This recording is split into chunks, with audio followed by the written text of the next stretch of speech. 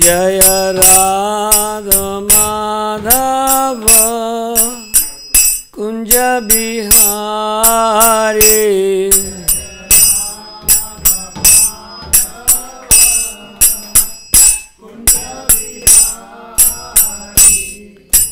गोपी जन वल्लभ गिरिवरधारी।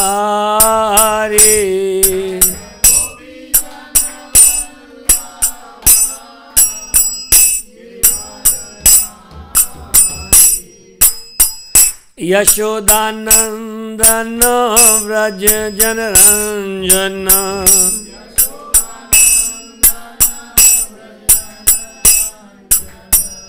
यशोदानंदन व्रज जनरंजन।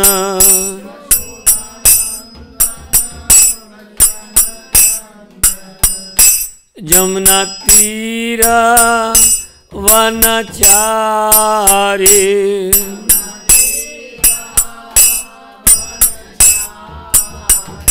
जमुना तीर वनचारी।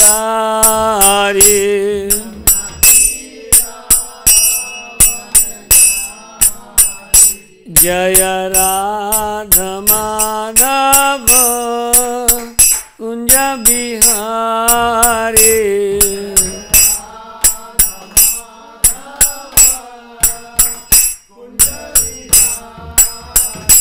हरे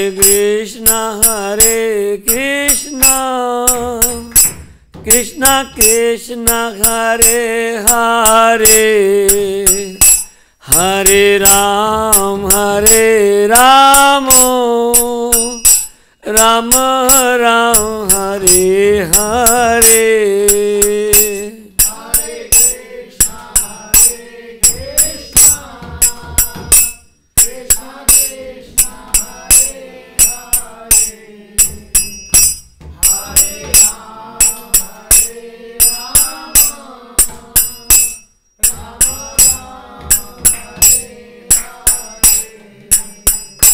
हरे कृष्ण कृष्ण कृष्ण हरे हरे। हरे राम राम राम हरे हरे।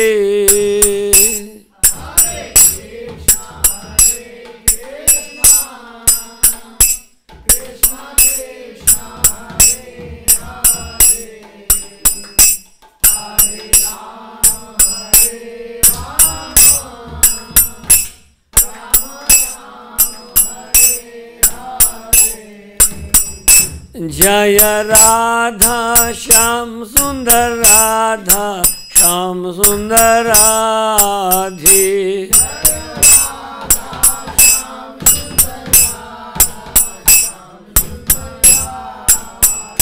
जय कृष्ण बलराम जय कृष्ण बलराम कृष्ण बलराम जय वृंदावन धाम।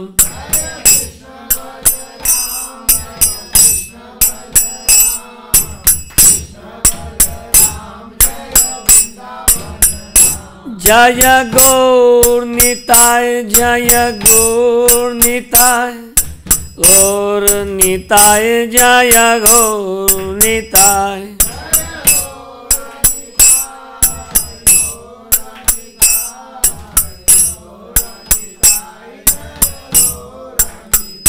जय जगत गुरु शिला प्रभुपद। जगत गुरु शिला प्रभुपदा।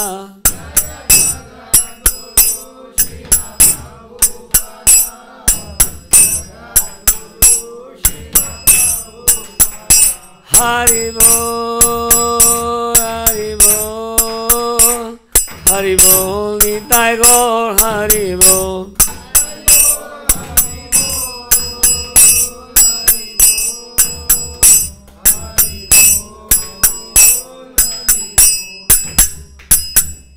गौर प्रेमानंदी। ओम नमो भगवते वासुदेवाय। ओम नमो भगवते वासुदेवाय। ओम नमो भगवते वासुदेवाय।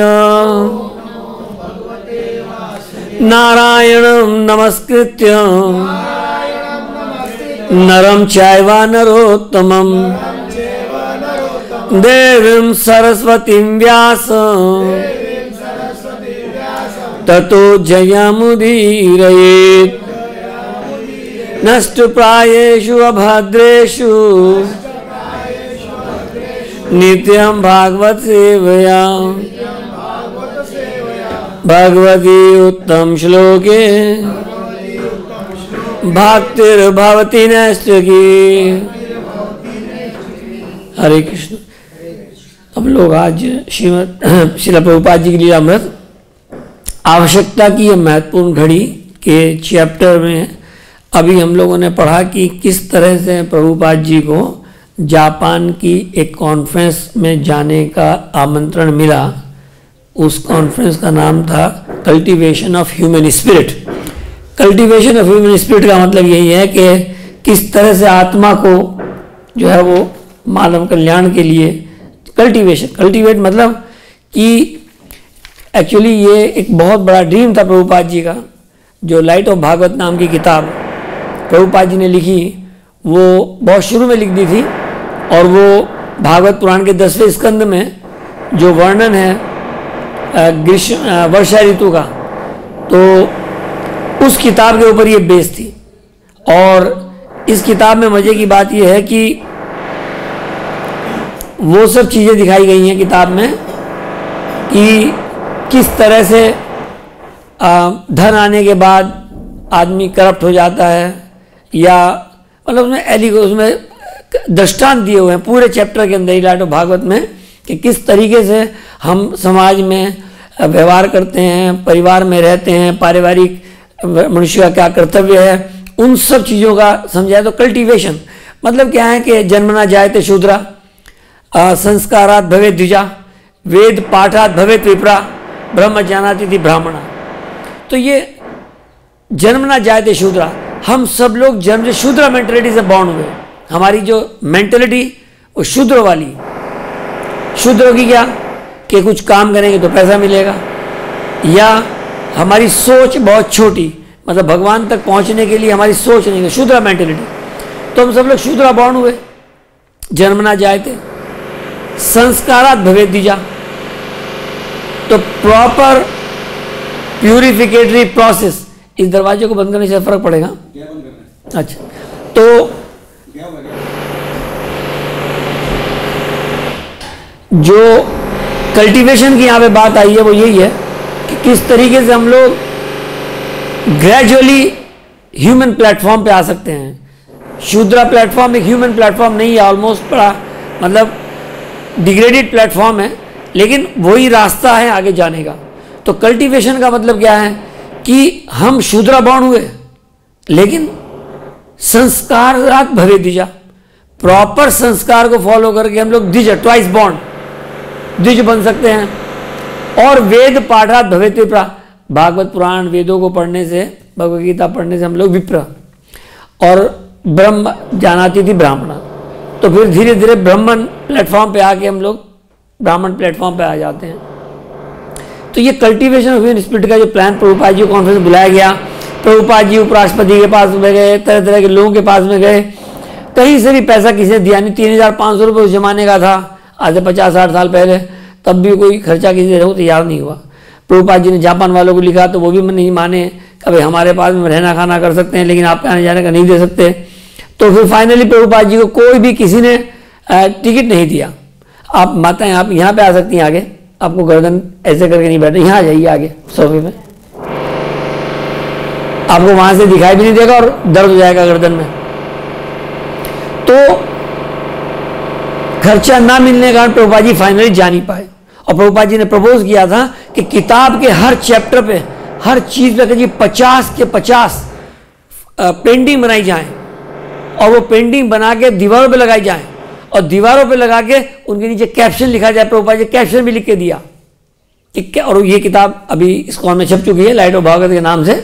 और उस किताब के अंदर वो पेंटिंग है, कौन सी पेंटिंग है, जो उस वक्त नहीं बनी, जापान में वो पेंटिंग नहीं बन पाई और प्रभुपाद जी कॉन्फ्रेंस जा नहीं पाए। लेकिन प्रभुपाद जी के परम प्रिय शिष्य हिज होलीनेस तमाल कृष्ण गोस्वामी महाराज की एक शिष्या डोरा बजान ने वो सब चित्रांकन किया, सारी पेंटिंग बनाई।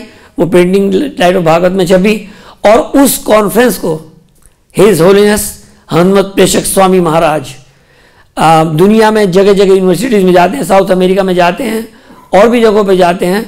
उन्होंने पूरा का पूरा लाइट ऑफ भागवत की वो पेंटिंग बनवाई। पेंटिंग बनवा के वो लीमा, पेरू और तमाम साउथ अमेरिकन कंट्रीज़ में उसका प्रचार करते हैं आज भी। और वो पेंटिंग बाय द वे मेरे घर में भी एक पेंटिंग है उसकी बनी हुई।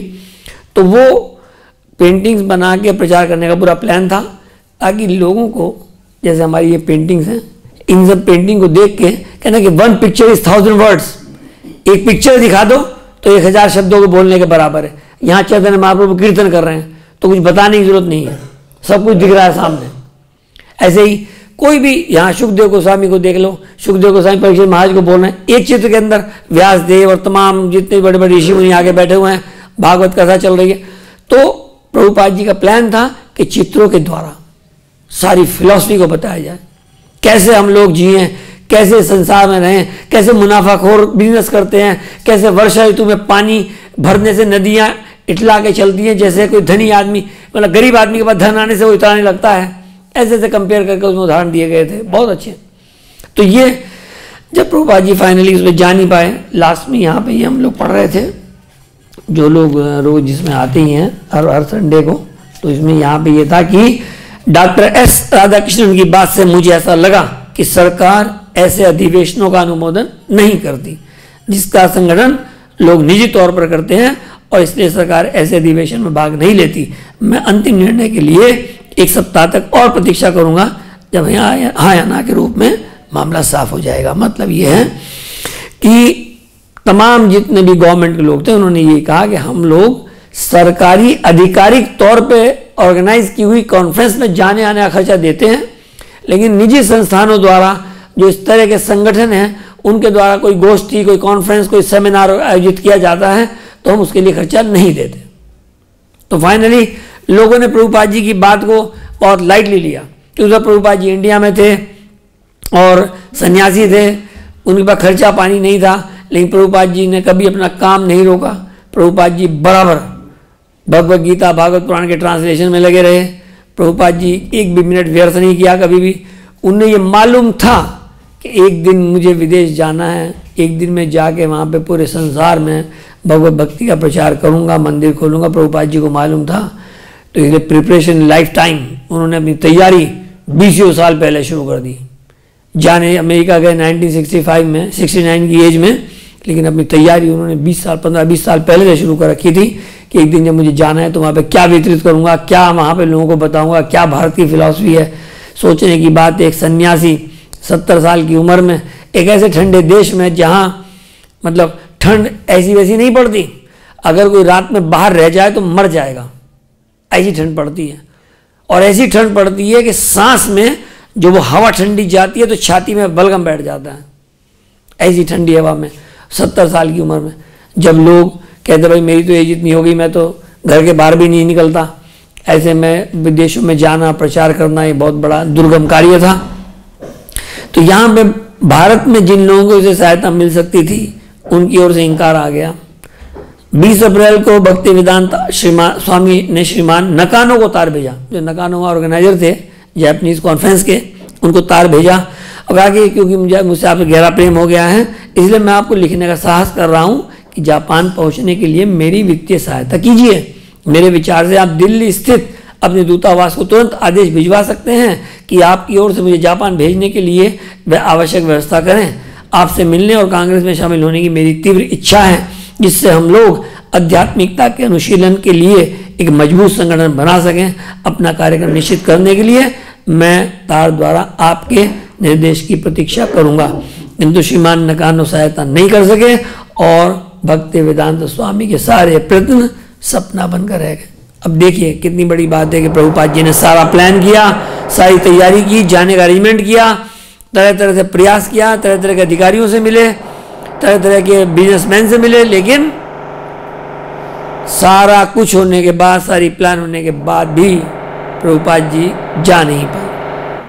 लेकिन वो प्रयास विफल नहीं गया, इस सेंस में विफल नहीं गया कि प्रभुपाद जी ने एक फ्रेमवर्क बना दिया था कि विदेशों में प्रीचिंग करने के लिए कॉन्फ्रेंस के रूप में हम लोग अगर कुछ ऑर्गेनाइज करते हैं तो कल्टीवेशन ऑफ ह्यूमन स्पिरिट, इसके ऊपर हम लोग कॉन्फ्रेंस कर सकते हैं, जिसको कि हनुमान स्वामी आज उसी चीज़ को लेके विदेशों में, साउथ अमेरिका में, दूसरे कंट्रीज में जाके वही सब लाइट ऑफ भागवत के through cultivation of human spirit का प्रचार कर रहे हैं। तो पूरा फ्रेमवर्क मिला, वो किताब मिली। अगर कोई लाइट ऑफ भागवत को पढ़े तो उसके अंदर गृहस्थ आश्रम के सारे नियम, गृहस्थ आश्रम में कैसे आदमी रहे, कैसे परिवार को रखे, कैसे समाज की सेवा करें, कैसे इस्कॉन में सेवा करें, कैसे भक्त बने, सब कुछ उसके अंदर है। तो ये एक बहुत अच्छा प्रयास प्रभुपाद जी का था, लेकिन फ्रेमवर्क पूरा बन गया तो उसका यूज आज भी हो रहा है। उसके बाद अब नया प्रकरण बिगिन हुआ कि 1962 में जुलाई में भक्तिवेदांत स्वामी वंशी गोपाल जी के मंदिर के अपने आवास को बदलकर राधा दामोदर में चले गए, जहाँ की आज भी राधा दामोदर मंदिर में प्रभुपाद जी का आश्रम स्थित है, रूप गोस्वामी की समाधि है, वो खिड़की, वो ऑफिस, वो उनके चारपाई, सब कुछ वहाँ आज भी है। और 3 वर्ष से वे राधा दामोदर के कमरों के लिए 5 रुपया प्रति मास की दर से किराया और उनकी व्यापक मरम्मत के लिए खर्च दे रहे थे। अब मुख्य कमरे में बिजली और पंखा लग गया था और दीवारों पर चिकना प्लास्टर और पेंटिंग हो गई थी। कमरा 15 फुट लंबा, 7 फुट चौड़ा था। अगर जाके देखो तो कमरा लगभग 15 फुट 7 फुट ऐसे ही है आज भी। दीवारों पर प्लास्टर हो गया था। फर्श विभिन्न आकार की चाकोर बलुई पट्टियों से बना था, ठीक वैसी ही पट्टियों से जैसी रूप गोस्वामी की समाधि के सामने जड़ी थी। कमरे के सामान में एक छोटी सी नीची डेस्क थी, एक कुश की बनी चटाई थी और सोने के लिए लकड़ी के पाए पाटियों वाली रस्सियों से बनी एक चारपाई थी। कमरे से वैसा दृश्य नहीं दिखाई देता था जैसा कि केशी घाट से मिलता था। पास पड़ोस उनका शांत नहीं था, लेकिन अब वे अपने कमरे से बिना बाहर जाए वे मंदिर में झांक सकते थे और वेदी का कुछ भाग और उस पर विराजमान काले संगमरमर के बने 4 फुट ऊंचे वृंदावन चंद्र नाम से विख्यात श्री कृष्ण के उस जीव विग्रह का दर्शन कर सकते थे जिसकी आराधना सैकड़ों साल पूर्व कृष्णदास कविराज ने की थी। मुख्य कमरा 10 फुट लंबे एक बरामदे द्वारा भोजनालय से जुड़ा था, जिसके सामने एक आंगन था और अपने भोजनालय से वे रूप गोस्वामी की समाधि देख सकते थे। इसीलिए यह स्थान वंशी गोपाल जी मंदिर के आवास से अच्छा था, क्योंकि समाधि देख सकते थे, मंदिर देख सकते थे। क्योंकि अब वे जीव गोस्वामी के मंदिर में रह रहे थे, यहाँ रूप गोस्वामी, सनातन गोस्वामी, रघुनाथ गोस्वामी और जीव गोस्वामी जैसे महान गोस्वामी एकत्र हो चुके थे। प्रसाद ग्रहण करते थे, भजन करते थे और कृष्ण और भगवान चैतन्य के विषय में चर्चा करते थे। श्रीमद् भागवत पर कार्य करने के लिए यह स्थान सर्वोत्तम स्थान था। रात्रि में 1 बजे जब भी कोई जागता होता और चारों ओर शांति रहती, तब भक्तिवेदांत स्वामी जग जाते और लिखने लग जाते। चूँकि वृंदावन में बिजली अक्सर चली जाती थी, इसलिए वे प्राय लालटेन के प्रकाश में कार्य करते हैं। प्रकाश की कुछ किरणें बाहर बरामदे में भी पहुंच जाती थी, जबकि वे उसके प्रकाश में कमरे के अंदर काम करते रहते। शांत वातावरण में जब वे लिखने के कार्य में लगे रहते तो कभी कभी पत्थर के फर्श की तरह शुष्क कोई मेंढक उस पार फर्श के दर्रे से निकलकर सामने की दीवार में सीमेंट की जाली से कूदकर इस पार पहुंच जाता। कभी कभी कोई छोटा चूहा खिड़की से के पीछे से दौड़ता हुआ आता और भागकर दूसरी जगह छिप जाता। अन्यथा कमरे में पूर्ण और पवित्र शांति थी और वहाँ 6 गोस्वामियों की उपस्थिति में रहने की प्रेरणा बड़ी बलवती थी।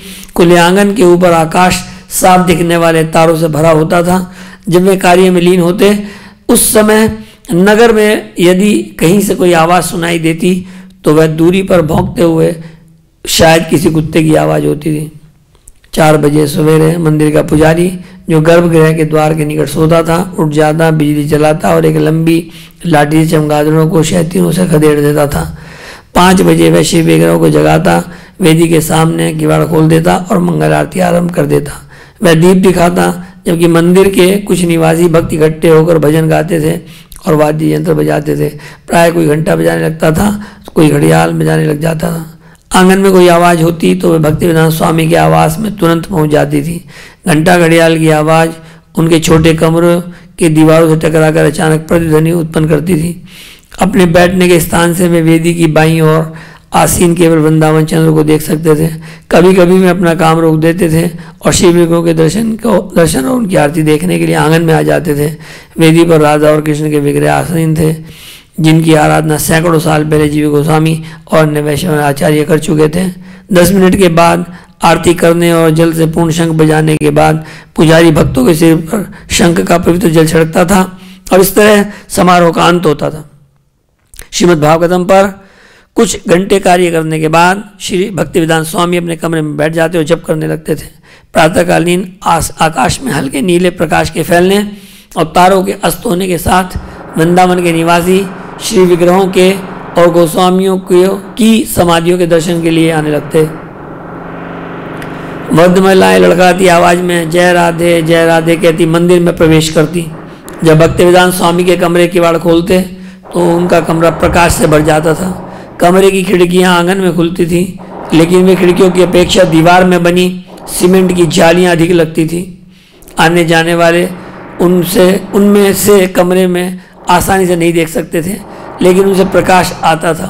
सवेरे के प्रकाश में कमरे का रूप साफ दिखाई देता था। मेहराबदार छत, ताजी पेंट की हुई दीवारें, मेहराबदार ताक, पत्थर से जुड़ा हुआ फर्श।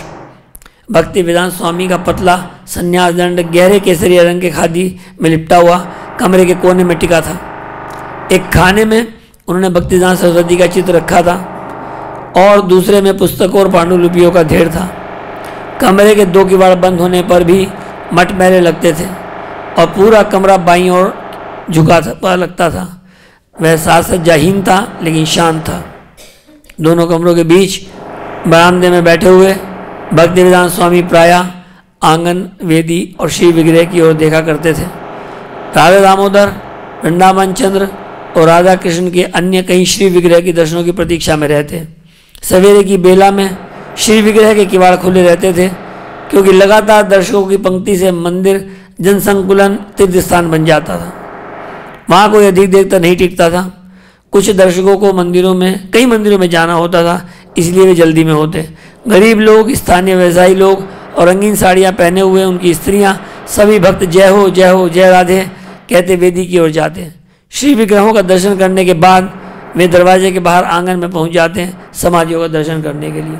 तो यहाँ पे प्रभुपाद जी ने मूव किया, जिस कमरे में उसका वर्णन है और कैसे प्रभुपाद जी अपने ट्रांसलेशन में लगे हुए थे। रूप गोस्वामी की समाधि है, ऑल्टर के सामने कभी जाते वो बैठ जाते थे। दर्शक लोग आते थे, तीर्थयात्री आते थे, वो आके दर्शन करते फटाफट चले जाते थे, क्योंकि और मंदिरों के दर्शन भी करने होते थे। जैसे कि आज भी होता है, लोग मंदिर में आते हैं, अरे अभी प्रेम मंदिर भी जाना है, अभी बाकी बेरी मंदिर भी जाना है, अभी सेवा कुंज जाना है, तो लोग फटाफट सब जगह जाना चाहते हैं 1-2 दिन में। यही स्थिति तब भी थी। यद्यपि वृंदावन में प्राचीन वैष्णव आचार्यों के सम्मान में सैकड़ों मंदिर नुमा छोटी समाधियां बनी थी, भक्तिवेदांत स्वामी उनमें से केवल शील जीव गोस्वामी, शील भक्तिवेदांत सरस्वती और शील कृष्णदास कविराज गोस्वामी जैसी मुख्य समाधियों का दर्शन करने जाते थे। मंदिर के आंगन में एक अलग क्षेत्र में भजन कुटीर और रूप गोस्वामी की समाधि थी। सब लोगों ने देखा है, राधा दामोदर मंदिर में रूप गोस्वामी की समाधि है। अभी उन्होंने काफ़ी अच्छा कर दिया, सम्मान वगैरह लगा दिया, समाधि को रेनोवेट कर दिया, सजा दिया उसको काफ़ी। भक्तिवेदांत स्वामी प्रायः रूप गोस्वामी की समाधि के सामने जप के लिए बैठा करते थे। मंदिर से निकलकर दर्शनार्थी रूप गोस्वामी की समाधि को दंडवत करने इस बाहरी क्षेत्र में आते रहते थे। अधिकतर तीर्थयात्री इसे राधा दामोदर मंदिर के दर्शन का सबसे अधिक महत्वपूर्ण अंग मानते थे, और वे चाहे वे किसी अन्य जगह पूजा के लिए न रुकते हों, पर रूप गोस्वामी के समाधि के सामने वे जरूर रुकते थे।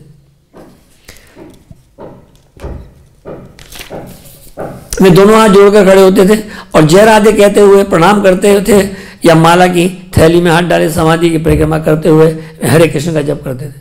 तो वृंदावन धाम एक कोई साधारण प्लेस नहीं है।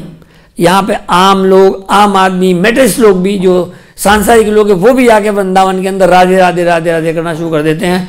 वो भी सर्दी गर्मी बरसात तीनों मौसम में नंगे पैर खड़ताल बजाते हुए राधे राधे कहते हुए मंदिरों के दर्शन करते हैं, क्योंकि इस धाम की महिमा ही अपरंपार है। यहाँ पे आदमी के आते ही उसके अंदर जो भगवान के प्रति प्रेम है वो जागना शुरू हो जाता है।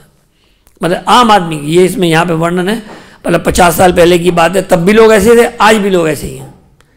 और आज मंदिर और बड़े, मंदिर और ज़्यादा सुव्यवस्थित हो गए हैं। पहले से मंदिरों के पास ज़्यादा पैसा है, पहले से मंदिरों की ज़्यादा अच्छी मरम्मत है। अभी मैं यूपी ब्रज तीर्थ विकास परिषद के जो वाइस चेयरमैन हैं उनसे मिला रिसेंटली। उन्होंने भी कई कुंडों का और कई यहाँ के मंदिरों का पुराने चिन्हों का जीर्णोद्धार कराया और पब्लिक प्राइवेट पार्टनरशिप पीपीपी की उसमें कई हज़ार, कई 100 करोड़ रुपया, 10 करोड़, 20 करोड़, 50 करोड़ ऐसे कर करके गवर्नमेंट ने आवंटित किया। और कुछ नॉन प्रॉफिट ऑर्गेनाइजेशन है और कुछ प्राइवेट ऑर्गेनाइजेशन ने मिल के साथ में ब्रजमंडल के जितने भी कुंड, जितने भी तीर्थ स्थल हैं, उन सब का भारी भरकम जीर्णोद्धार का कार्यक्रम चल रहा है करंट गवर्नमेंट के अंडर में। ये बहुत उल्लेखनीय बात है कि हमारी विरासत, हमारी संस्कृति को संरक्षित करने के लिए वर्तमान सरकार ने मथुरा मंडल को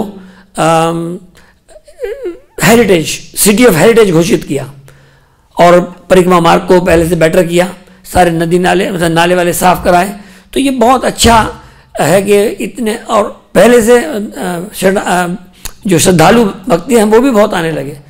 अभी कोरोना के बाद से हजारों हमारे मंदिर में ही इतना कैपेसिटी बढ़ानी पड़ी कि दुकान हटानी पड़ी, तो कितना सब डेवलपमेंट करना पड़ रहा है कि कितना जो है वो भक्ति का प्रचार भी हो रहा है, प्रसार भी हो रहा है और लोग अधिक से अधिक संख्या में आ भी रहे हैं, भंडारे हो रहे हैं, लोग भक्त बन रहे हैं, माला कर रहे हैं।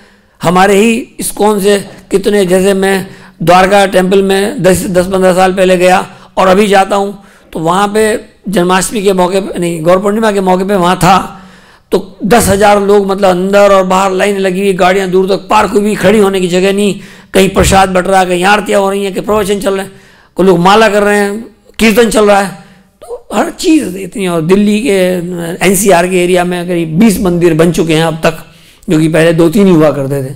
तो इतना प्रचार सब इस्कॉन के माध्यम से ये हो रहा है प्रभुपाद जी के ही। क्योंकि आज मॉर्निंग की क्लास में भी स्वयं भगवान महाराज ने बताया कि गुरु के जो शिष्य हैं वो 3 चीज़ें उनके लिए करते हैं। एक तो यही कि जो उन्होंने अपने जो प्रोसीजर बताया कि भाई सुबह उठो, जल्दी मंगल आरती में अटेंड करो, 16 माला करो, 4 प्रिंसिपल फॉलो करो।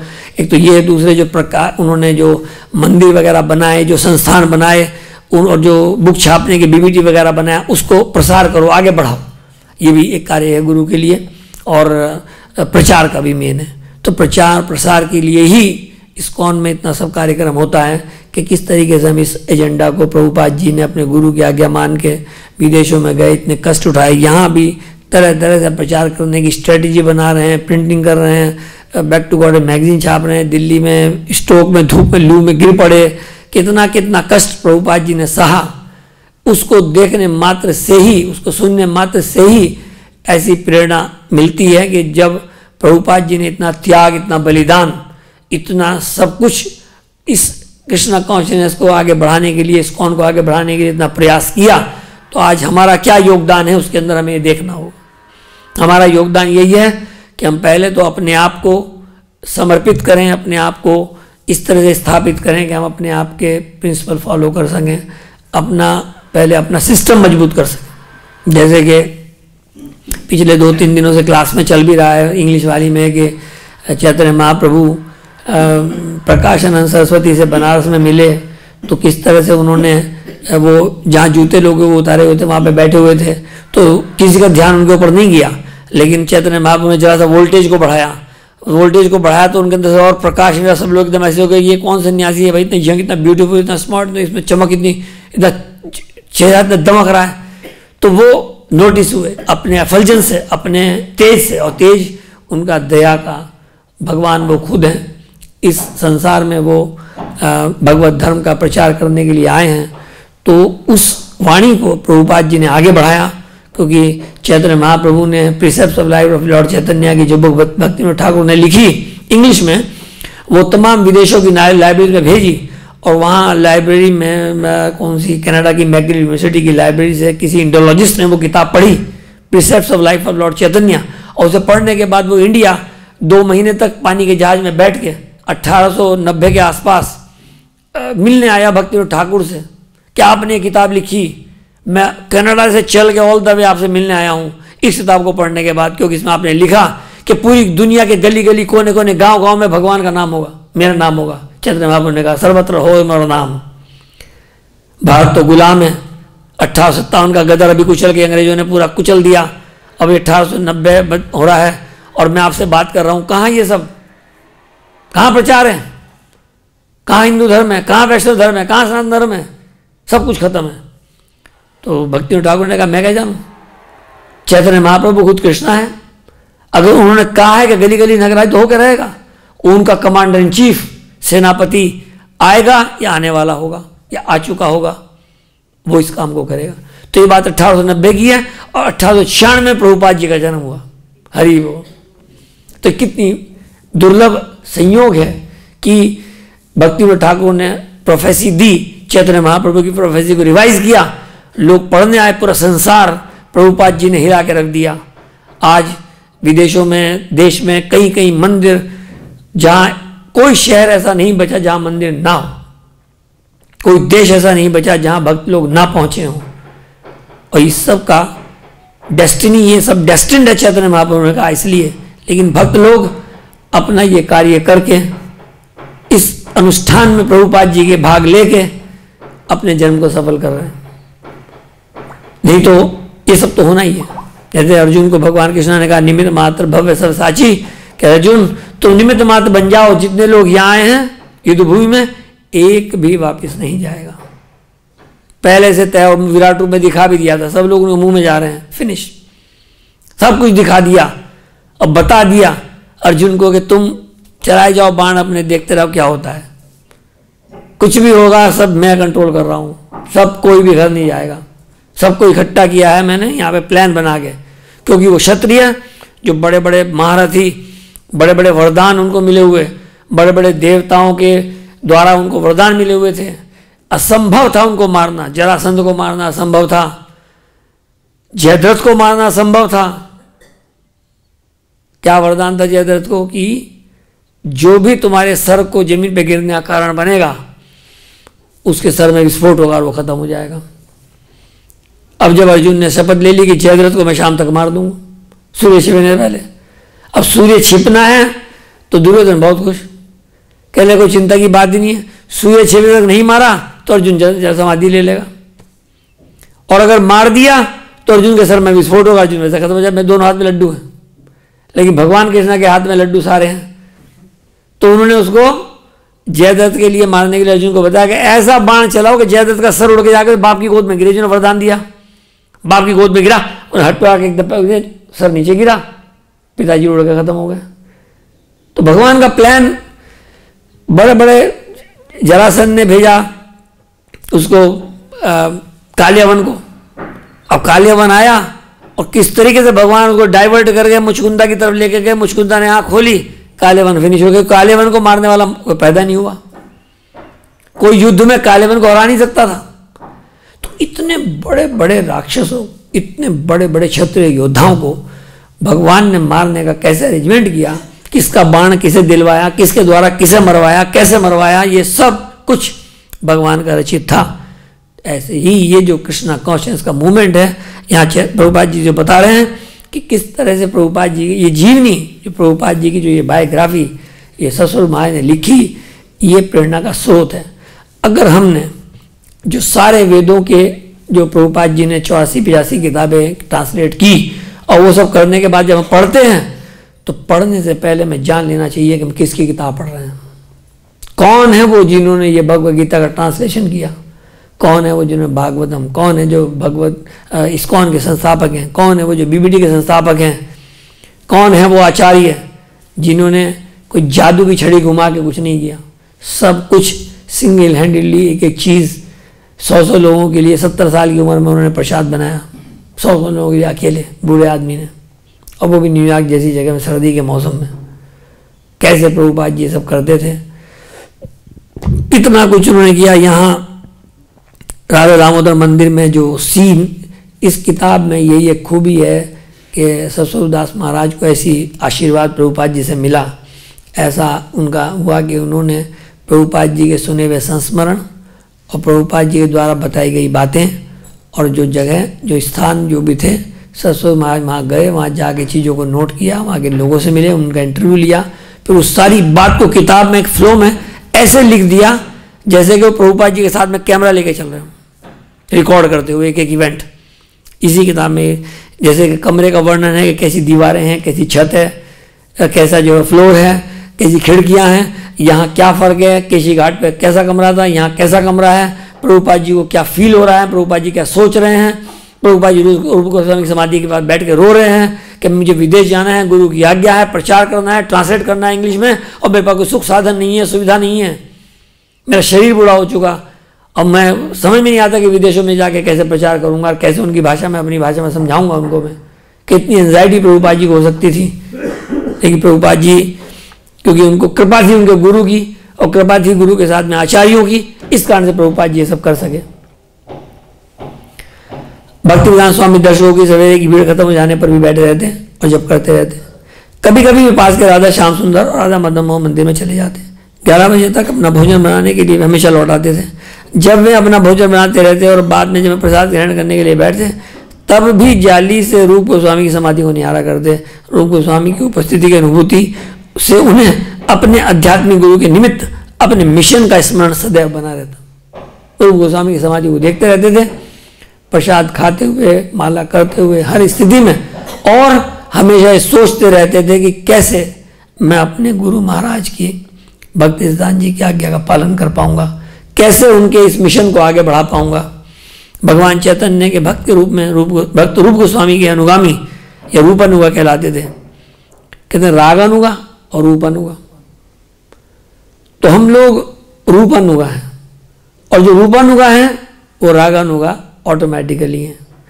लेकिन जो रागानुगा है वो जरूरी नहीं कि रूपानुगा हो, लेकिन जो रूपानुगा है, रूपानुगा विरुद्धापसद्धांत दांतहारिणे, तो रूपानुगा है हम लोग। भगवान रूप गोस्वामी को हम लोग फॉलो करते हैं। रूप गोस्वामी की शिक्षाओं और दृष्टांत का अनुगमन किए बिना कोई राधा कृष्ण की सच्ची भक्ति के मार्ग पर नहीं चल सकता। श्रील भक्ति सिद्धांत सरस्वती विशेष रूप से एक पक्के रूपानुग के रूप में प्रसिद्ध थे। मतलब जो भक्ति सिद्धांत सरस्वती प्रभुपाद जी गुरु और रूपानुगा थे, उनके सम्मान में लिखित संस्कृत की प्रार्थनाओं में कहा गया है कि श्री चैतन्य के अनुग्रह की साकार शक्तिशील भक्ति सिद्धांत सरस्वती के प्रति मैं अपनी विनम्र प्रार्थना निवेदित करता हूँ, जो श्रील रूप गोस्वामी की परंपरा में उद्घाटित राधा कृष्ण के दाम्पत्य प्रेम से संपन्न भक्ति का प्रचार करते हैं। मैं आपके प्रति सादर प्रणाम करता हूँ, जो भगवान चैतन्य की शिक्षाओं का साकार मूर्ति हैं। आप पतित आत्माओं को उद्धार करता है। आप किसी ऐसे कथन को सहन नहीं कर सकते जो श्रील रूप गोस्वामी के प्रतिपादित भक्ति सिद्धांत शिक्षाओं के विरुद्ध हो। तो प्रभुपाद जी का जो मिशन, प्रभुपाद जी ने आचार्यों की जो बातें ली एज इट इज़ उनको आगे बढ़ाया। प्रभुपाद जी ने कोई भी कंटामिनेशन या कोई भी उसको डाउन साइज नहीं किया। जैसे कि बहुत होता है समाज में, लोग अपने शिष्यों को खुश करने के लिए तरह तरह की बातें मान लेते हैं। मैंने यहाँ तक देखा है कि प्रसाद में लोग M&M की चॉकलेट बंटवा देते हैं प्रसाद में, कि भाई कौन प्रसाद कहाँ से M&M की चॉकलेट बांट दी। तो कोई प्रिंसिपल नहीं बना फॉलो कर पाते लोग।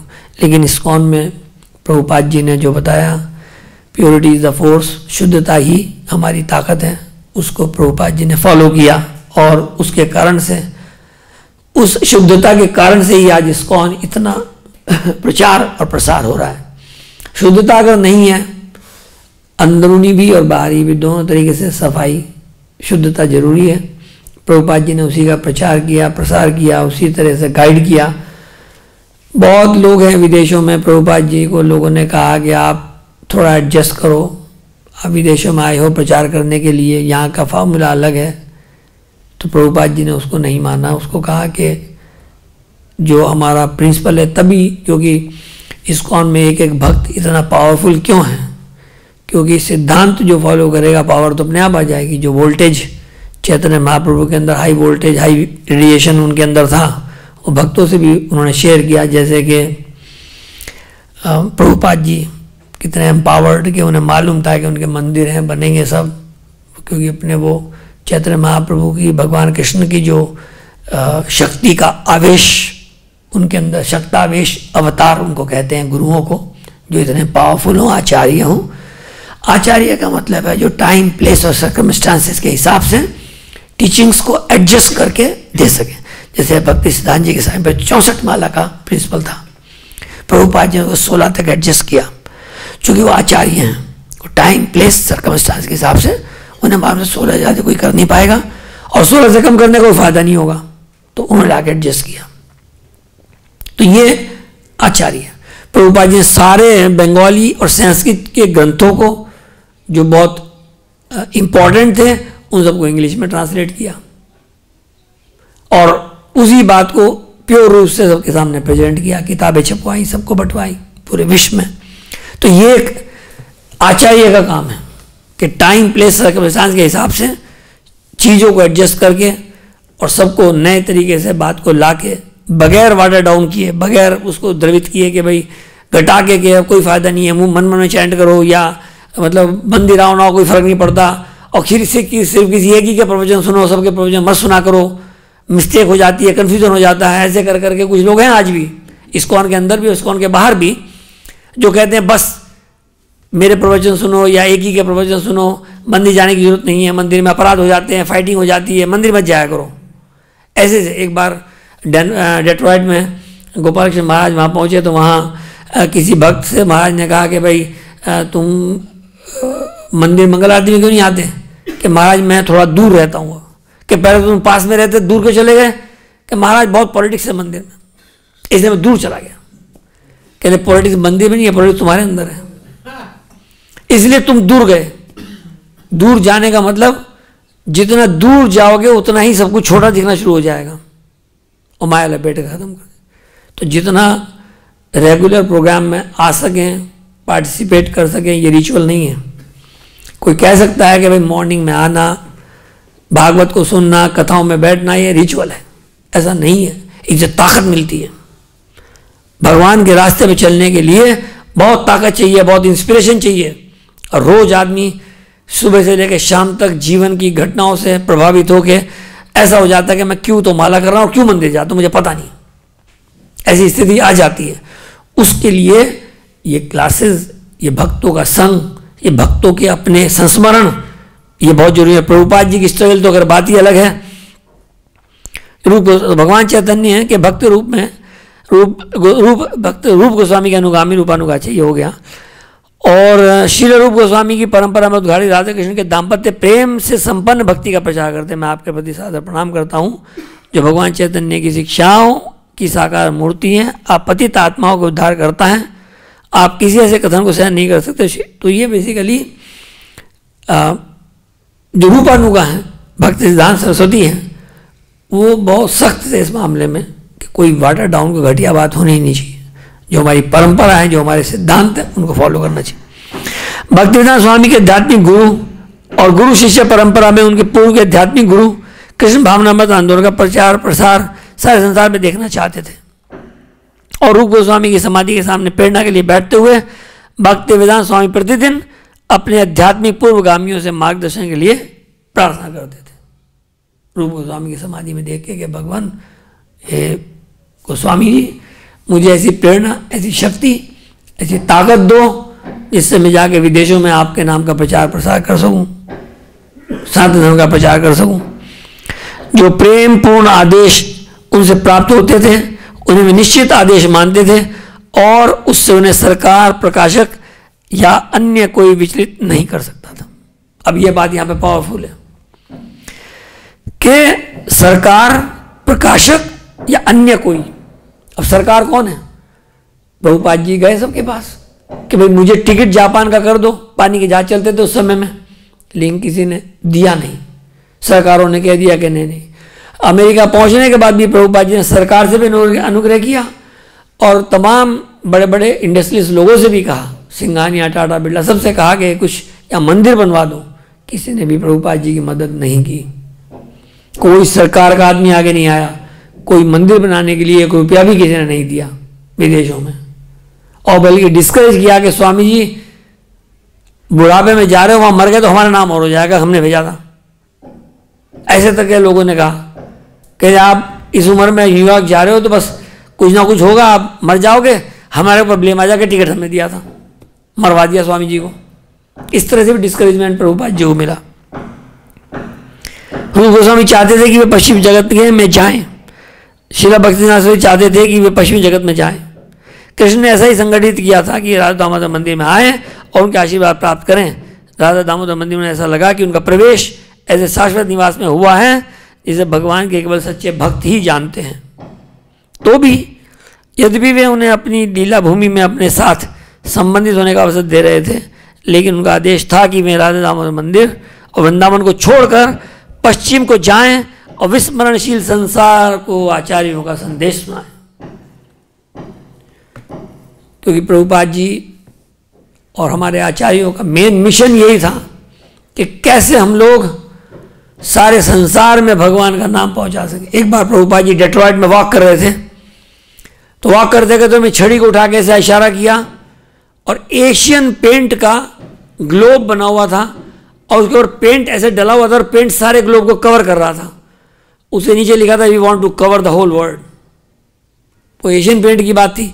Prabhupada that's our motto, we want to cover the whole world, inundate the whole world. पूरे संसार को डुबा देना चाहते हैं कृष्ण की भक्ति में, ये हमारा मोटो है। एशियन पेंट का मोटो है कि पूरे संसार को पेंट कर दे वो अपने पेंट में, लेकिन हमारा मोटो है कि कृष्ण की भक्ति में पूरे संसार को पेंट कर दे। ये प्रभुपाद जी हर चीज में, हर बात में मौका देखते थे कि कैसे इंस्पिरेशन ले सकें, कैसे प्रचार कर सकें, कैसे लोगों को जोड़ सकें और किस तरीके से हर चीज के अंदर भगवान की प्रचार की कोई रास्ता देख सकें, इंस्पिरेशन देख सकें। जून में असहनीय गर्मी पड़ने लगी और दोपहर के बाद का काम करना संभव हो गया। घोर गर्मी के कारण, घोर गर्मी के समय भक्तिवेदांत स्वामी दरवाजे और खिड़कियों को बंद कर देते और छत पर लगा पंखा चला देते।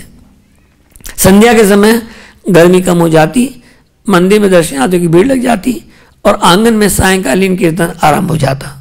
अपने बरामदे में बैठे भक्तिवेदांत स्वामी कभी दर्शनार्थियों से बातें करते, कभी दर्शनार्थी उनके दरवाजे के पास आ जाते और टाइपराइटर पर काम करते हुए उन्हें देखने लगते। वृंदावन में उनकी प्रसिद्धि एक विद्वान और श्रेष्ठ भक्त के रूप में थी, लेकिन वे यथासंभव सबसे अलग बने रहे, विशेषकर 1962 ईस्वी की गर्मी में, और श्रीमद् भागवतम पर कार्य करते रहे। उनके वृंदावन आने का यही वास्तविक उद्देश्य था कि वे पश्चिम में वितरित करने के लिए पुस्तकें तैयार कर सके। जैसे कि वो शिप पे जब गए, जलदूत शिप में बैठ के सिंधिया कंपनी ने उनको टिकट दिया कार्गो शिप में, तो कैप्टन पांड्या उनको उन्होंने भागवतम का सेट दिया और भी जो कैप्टन के साथ के थे उन्हें भी भागवतम का सेट दिया। जब उसके बाद प्रभुपाद जी अमेरिका पहुंचे, वहाँ पहुँच के जो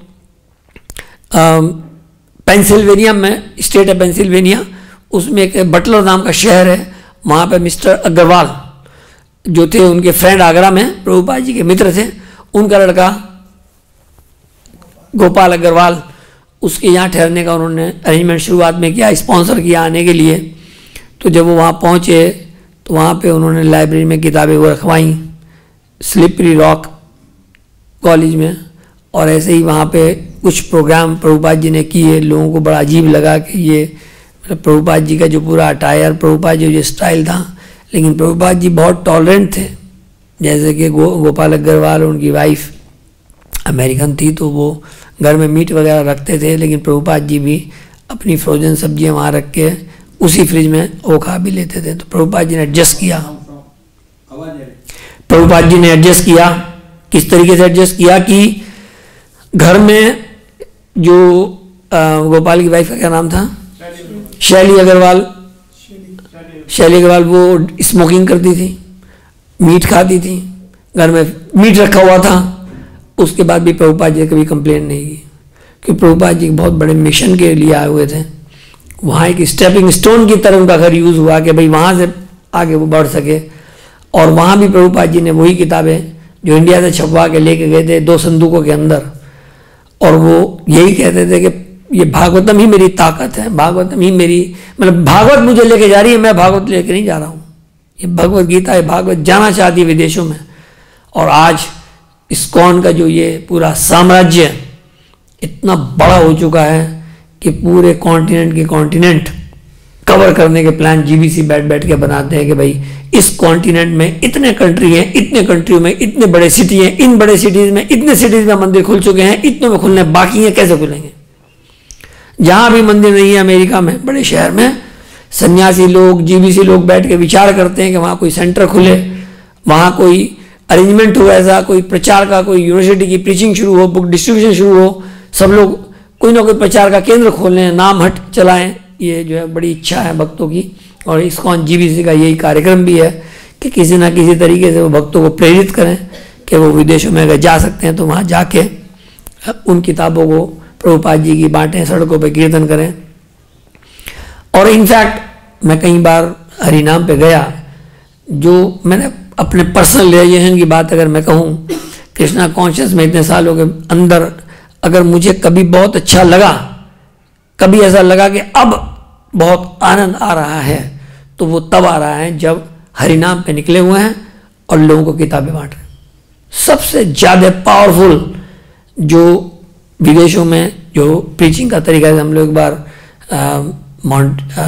टोरंटो में गए तो वहाँ भक्ति मार्ग महाराज थे, तो भक्ति मार्ग महाराज ने पूरी टीम बनाई, एक लाइन में लेडीज़, एक लाइन में जेंट्स, और सब लोग कीर्तन करते हुए मतलब जो है वो पूरे शहर में हरिनाम पे निकले। और जो कुछ लोग किताबें बांटते रहते हैं छोटी छोटी, फटाफट कीर्तन चलता रहता है। तो ये सब बहुत पावरफुल तरीका है मतलब किताबों को बांटने का। और बड़े बड़े मंदिरों में जहाँ बड़े बड़े गेस्ट हाउस बने हुए हैं, जो न्यू वृंदावन के मंदिर में गेस्ट हाउस हैं, वहाँ पे फेस्टिवल इंस्पिरेशन होता है, पूरी दुनिया से तमाम भक्त वहाँ पे आते हैं, बाहर के विजिटर्स भी आते हैं, वहाँ ठहरते हैं, और फेस्टिवल इंस्पिरेशन में 2-3 दिन का कार्यक्रम चलता है। बड़े बड़े सेमिनार, वर्कशॉप होते हैं, जो जिसके पास में स्किल है वो अपना प्रेजेंट करता है। टिकटेड सा होता है, किसी तरह ठहरने खाने पीने खर्चा तो होता ही है, तो वो सब वहाँ हजारों लोग आते हैं।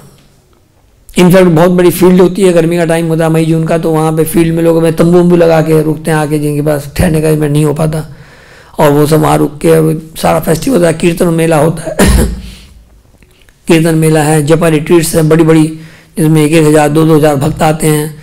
सेंट्रल एशिया में बड़े बड़े देशों में, रशिया के आसपास बड़े बड़े मेले होते हैं, जिसके अंदर हजारों भक्त आते हैं, 3-3 हज़ार 4-4 हज़ार भक्त आके पूरा अरेंजमेंट होता है कीर्तन होता है, प्रसाद होता है, और जपा रिट्रीट होती है, लोग 64 माला करते हैं बैठ के।